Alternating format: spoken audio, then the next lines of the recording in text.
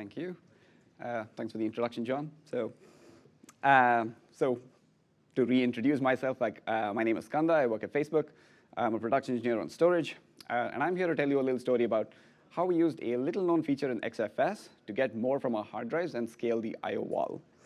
More importantly, this is a story of using data to convince ourselves and others that a stupidly simple solution that looks way too risky on the outside can actually work, and what we learned in this process. For the record, this was a joint effort between myself and a fellow production engineer, Richard Waring. I sort of already spoke about who I am, but anyway, so I've been working on storage for the past 4 years. When I started, I was working on HDFS, and I helped Facebook move to our current distributed file system that we use. It's called warm storage. I work on the hardware-software boundary, making our storage more reliable, efficient, and performant, and making John's life miserable. So here's what my talk is about today. So I'll introduce you to the I/O wall. We'll go over the opportunity that we came across in scaling it, the risks that we had to take in order to do that, the analysis that we did for these risks, how we rolled it out, and the lessons that we learned in this process. To start with, the I/O wall.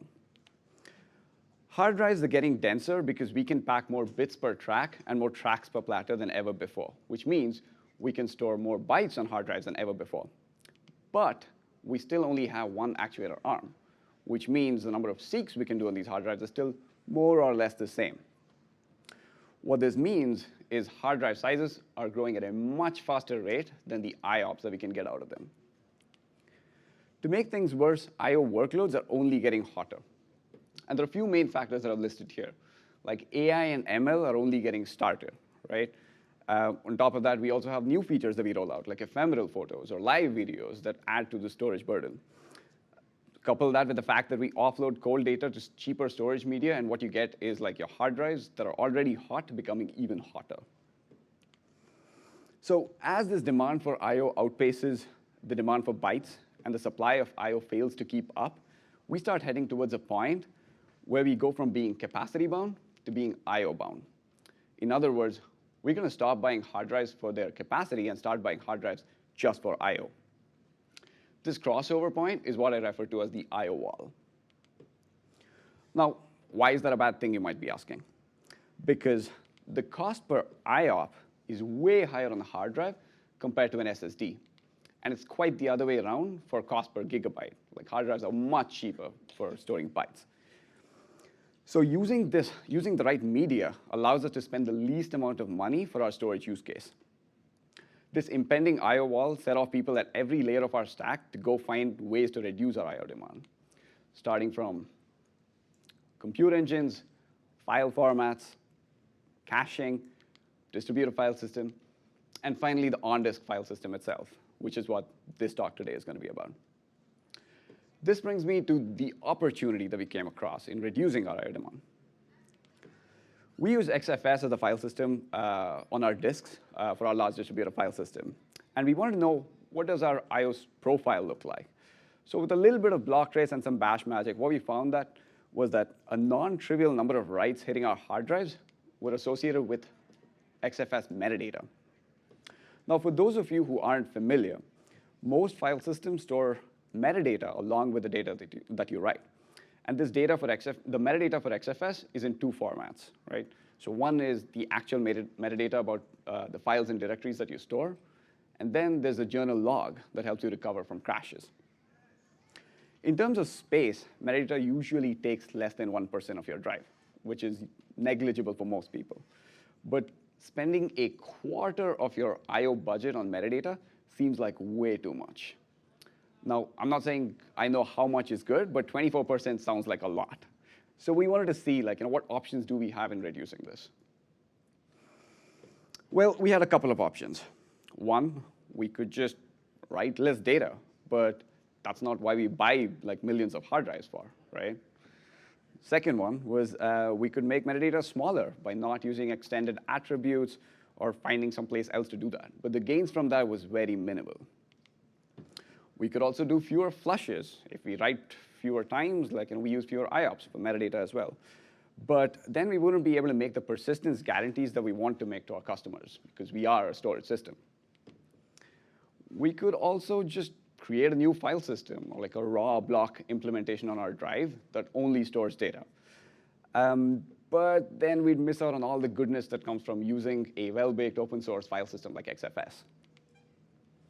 Or we could find a different home for the metadata and just put it somewhere else, which is the option we wanted to explore and see if there's some way to do that. That's when we stumbled upon this little-known feature in XFS called real-time mode. The XFS docs say it was originally designed for media streaming that requires predictable latencies. And we thought, you know what? We like predictable latencies. We're a storage system, so why don't we try it out? Here's what real-time mode looks like conceptually. What it does is it allows you to put the metadata and data on two separate devices. So traditional XFS has like metadata, the log, and the data blocks all on one device. But with real-time mode, you can put a bunch of your data blocks on a separate device called the real-time subvolume. So we thought, why not put the metadata on an SSD, where IOPS are like way cheaper, and put the data on a hard drive, because that's where bytes are way cheaper. So all we needed to do now was to convince someone to give us an SSD on all of our storage hosts. Crap. But as luck would have it, the generation of storage hosts that we were using then already had an SSD alongside. So this was the big opportunity that we came across, right? So that SSD was originally intended for indexes for a completely separate purpose, but it worked out for us. Now, these SSDs were cheap client SSDs because these indexes could be rebuilt, but it was a good starting point for us because we definitely don't want to risk valuable metadata on cheap SSDs. But we still only have one SSD and, say, 10 hard drives on each of these hosts. So what do? Well, you partition the heck out of it, and you give it a new name. We decided to call this whole setup hybrid XFS. And here's what our setup looked like. We took one SSD, partitioned it up into, let's say, like 10 partitions, and we paired each partition up with a hard drive. And each pair became one XFS file system where the metadata is on the SSD partition and the data is on the real-time device, which is the hard drive.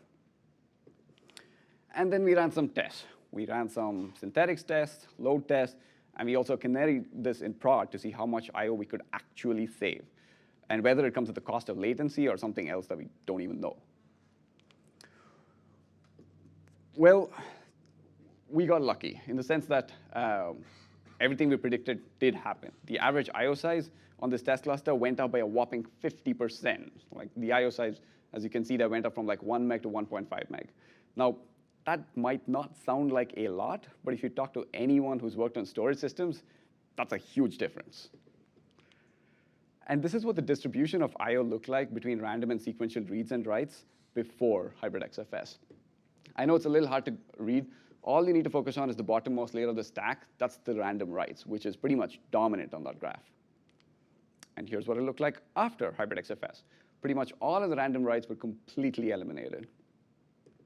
That in itself is not the significant difference, right? But what it did was it lowered our I/O utilization to a significant degree, like 15% at times and like almost 25% at times as well.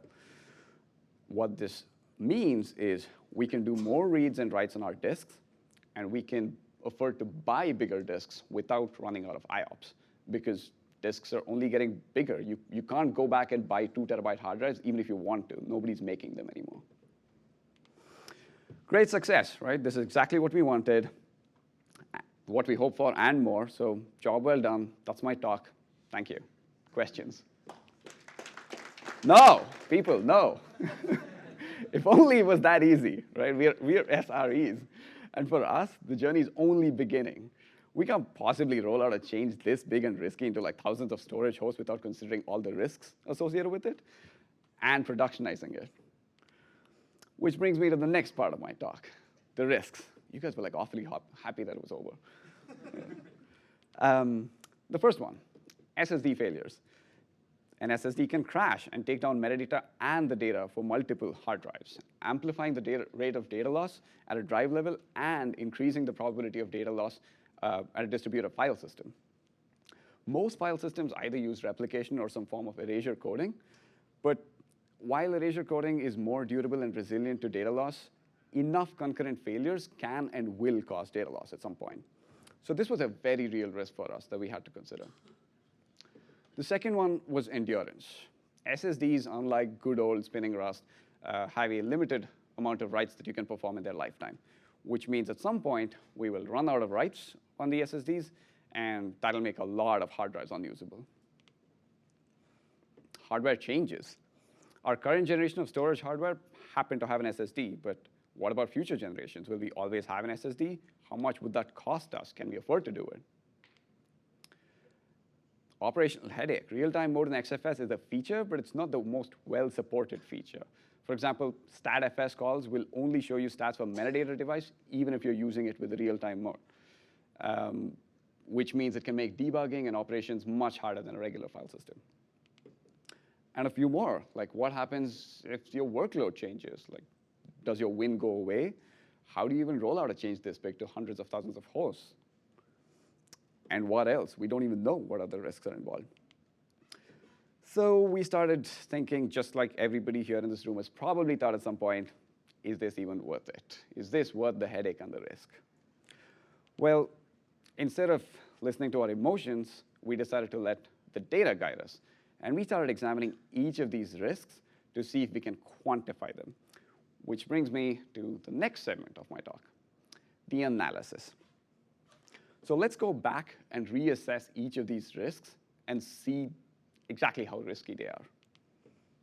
SSD failures. Say, losing tens of hard drives every time an SSD fails sounds bad, but is it really that bad?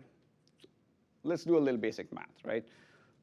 Let's say we have one SSD, 10 hard drives on each host, and let's say we have 1,000 hosts. And let's say SSDs fail at a rate of 1% a year, and hard drives fail at a rate of 5% a year. They do have more moving parts, so they do fail more often. Now, it's tempting to jump to the conclusion that because each failed SSD results in like data loss on 10 hard drives worth of data, the hard drive failure rate goes up by 10% to like a total of 15%. And that is scary, but is that really true?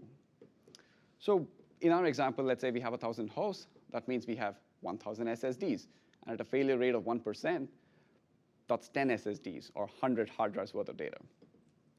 And on the hard drive side, we have 10,000 hard drives on our 1,000 hosts. And at a rate of failure of 5%, that's 500 hard drives, which gives us a grand total of 600 hard drives, and not 1,500 like we initially thought. So although we don't lose a hard drive as much as we lose just the data on it. So the cost here is not in hardware replacement, but just in reconstruction. And a 1% increase from like 5% to 6% is way less scarier than what we initially thought. But what do you do if lots of your SSDs start failing because of a firmware bug or global warming? We can't just turn off our storage system and expect our customers to go away, right? So what do you do? Well, as a backup, fail-safe, pull-the-plug, pants-on-fire solution, we came up with something called rescue mode. It's basically a metadata-sized partition that we carve out on our hard drives that we can back up the metadata to if, like, let's say, SSDs start failing all at once. What this allows us to do is, in the worst case, we can use the metadata off the hard drive and run from it. And maybe we have some performance degradation, but we still continue to function. The next one was endurance. What happens if we run out of writes? Will we run out of writes? This is something we can easily measure instead of having to like theorize or guess. And that's exactly what we did, right? We measured how much metadata is written to our hard drives and how much would end up on our SSDs. And we did this by just converting a couple of our production hosts to hybrid XFS. Actually, more like a rack, because we wanted a significant amount of data. And here's what we saw. A steady write rate of 0.2 to 0.3 drive writes per day on this 256 gig SSD. We checked the spec sheet for this SSD, and it said 0.4 drive writes per day is the maximum. So not as much headroom as we'd like, but we're still in the clear. The next one was, will there always be SSDs? This was a big one, because this meant changing our storage roadmap for all future generations to always include an SSD. And this is a hard question to answer because there's so many variables involved. There's so many people, so many unknowns. But there's one unit that pretty much everybody understands: That's money. Can we project how much money we'll save by including an SSD and compare that to the cost of how much we save by not having to buy hard drives for I/O? And that's precisely what we did, right? And turns out buying a few hundred SSDs is way cheaper than buying hundreds of new racks just for their I/O. We were going to save more money by spending a little money. And finally, operational headache. This wasn't as much of a blocker as a pain point, but one that we still had to address. Not being able to treat hybrid XFS hosts just like regular ones could make operations painful. So we made a few changes. We passed the XFS statfs call to return stats for the real-time device if you were running in real-time mode. We updated our internal counters to collect stats for both the metadata and the data device because we needed all of our monitoring for both devices now. And we configured systemd to wait for both devices to come up because little did we know that systemd would only wait for the metadata device to come up before trying to mount it. And that would obviously fail because we need both devices. Once this was done, the only thing left was doing the actual rollout itself, which brings me to rolling it out. So here's the problem statement, right? How do you roll out a destructive change to tens of thousands of hosts? Carefully. That's how. But rolling out a file format change can get pretty tedious and operational, and it'll probably take us a decade to do it by hand. So we wrote some automation to do it for us. But automation can go wrong in a whole lot of ways. And when you're dealing with data loss, you do not want to take any chances. So we had to keep a few things in mind while building this automation. What about the impact to durability? Like, how quickly can we reformat without impacting durability of our data? How many hosts can we take down at once without affecting capacity? How will draining and undraining data affect I/O performance for our production workloads that are happening concurrently? How do we deal with hosts that just fail and fail to come back after reformats? And we can't have our automation flying blind, so what metrics would we need to monitor this rollout to make sure it's progressing at a steady pace? Now, all of this could be a whole talk in itself, so I'm just going to keep that for another time. But it took us a whole year to roll this out, but we got the job done. And now every single host, warm storage host at Facebook, runs hybrid XFS. The result was that we pushed off a very expensive I/O wall to a few more years, which means that buys us a little more time to come up with new ways or other ways of reducing our I/O demand. As a side effect, we also lowered our P99 I/O latency by up to 30% in some cases. Before I leave you, I wanted to share a few lessons that we learned in the process. The first one, hard problems can have simple solutions. Moving XFS metadata off the hard drives is a fairly simple solution in the grand scheme of things. Hard problems don't need to have complex solutions. Sometimes it's all about identifying that simple thing that works, even if you spend more time analyzing than writing code. This was a big one. Gut feelings can be wrong.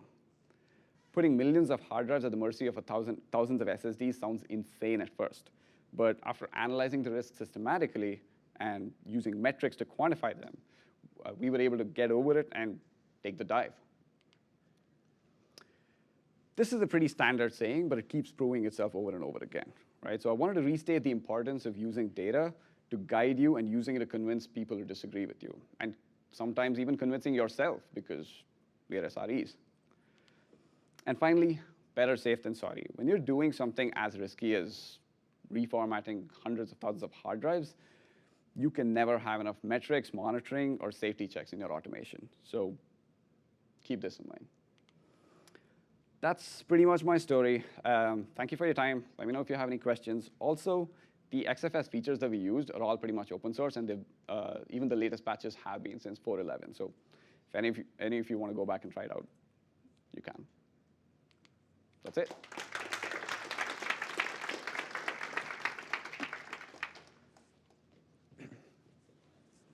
Any questions? A quick one, just to clarify, because the I/O throughput increased by about 30%, I think you said at some point, does that mean that the bottom line is that Facebook's storage fleet got 30% cheaper? Because obviously I/O is probably the #1 limiting factor. That is a good question. We reduced our disk utilization by 30%. Now, there was a good talk about what disk utilization means itself a couple of days back. So let's not go into the debate of what it means. But we weren't able to cut down the storage fleet by 30% because we weren't at the I/O wall. The I/O wall was something that was closely coming up, so we weren't there yet. But it did mean that in, let's say, another year or two, we didn't have to buy racks just for I/O. And even today, it means we can do more reads and writes without having to worry about what it means to our customers. Hey, do you have any hints how the number of IOPS which are related just to metadata writes relate to the actual data you write on disk? Is it because you write bigger files, or is it because you write more often? Or what is the trade-off here? So that's a good question. So in our case, we do direct I/O because we want to make persistence guarantees, right? So in our case, every single time we write a file, we're constantly doing direct I/O. And that might change depending on if you use buffered I/O at your workplace, you might have to go back and do these measurements to see how that proportion varies. But because we do direct I/O, every single write almost always incurs, not almost always incurs a metadata write as well. So for us, it was a guaranteed win if we could move that. Okay, thanks. Yeah. So at Chris Down's memory management talk yesterday, he mentioned that swap files are basically the recommended way to do swap because they're about as fast as having a dedicated partition for swap. Did you consider modifying XFS so it could write its metadata to a kind of a metadata file, so you wouldn't have to go through the whole provisioning process of having a dedicated metadata partition? That is a good question. So one way we could have done that was, let's say you're saying instead of partitioning the SSD, have a bunch of files and mount those files as devices and then use that. Yeah. We didn't go that route mainly because we didn't want to incur the additional overhead of having to go through the kernel for that translation layer as well. I'd be really curious to see how high that overhead is. That's a good question. I'm curious as well. We did not try that. Yeah. Any other questions? Cool. Thank you for your time.